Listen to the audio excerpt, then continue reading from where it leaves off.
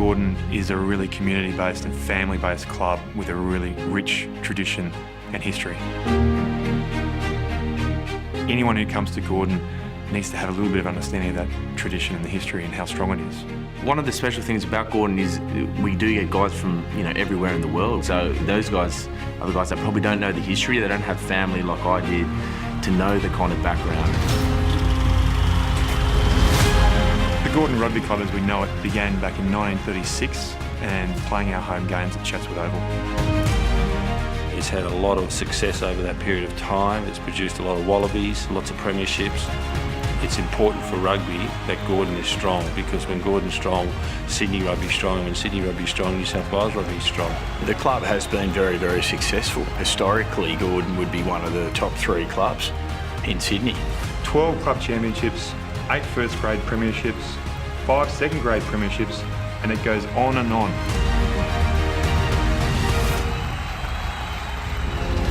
All the way down to 1 under-19s premiership in 1995, which yours truly was part of.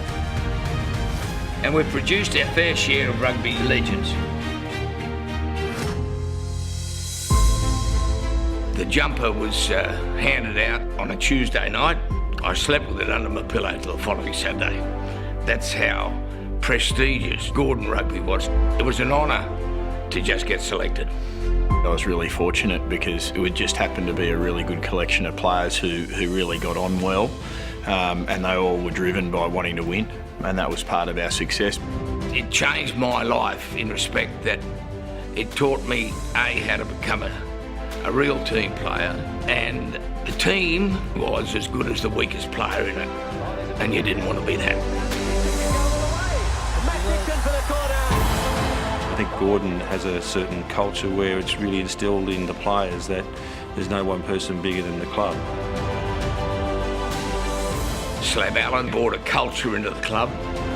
One of his big mottos was that if you played first grade or you played fourth grade, you were part of Gordon. There was no distinction whatsoever. Good teams practice till they get it right. Great teams practice till they can't get it right. And that was the attitude we took into our training. We had a really strong and skillful group of players that shifted between all grades.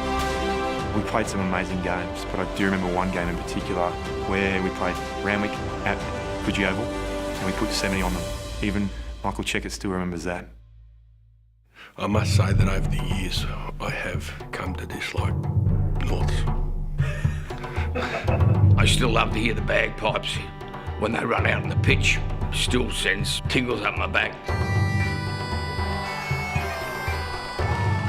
The club is just an amazing club, and I mean, to put it in context, I remember my older brother Jeremy, when he had his first game in first grade, he actually slept the night before his game in his gear because he was so pumped.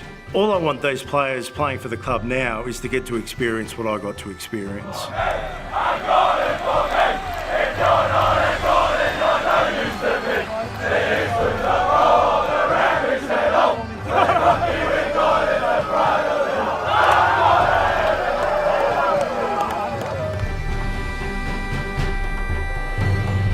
Everyone who's connected to Gordon, one shape or form, whenever I see them back at Chatty Oval, up on the hill usually, we reminisce and we watch and we support our best. What I hope for is that we can keep those players, keep that culture, but not only keep it, but build on it as well. To know where you want to go, you really need to know where you've come from. So I'd really like all the players at the club to delve into the history of the club.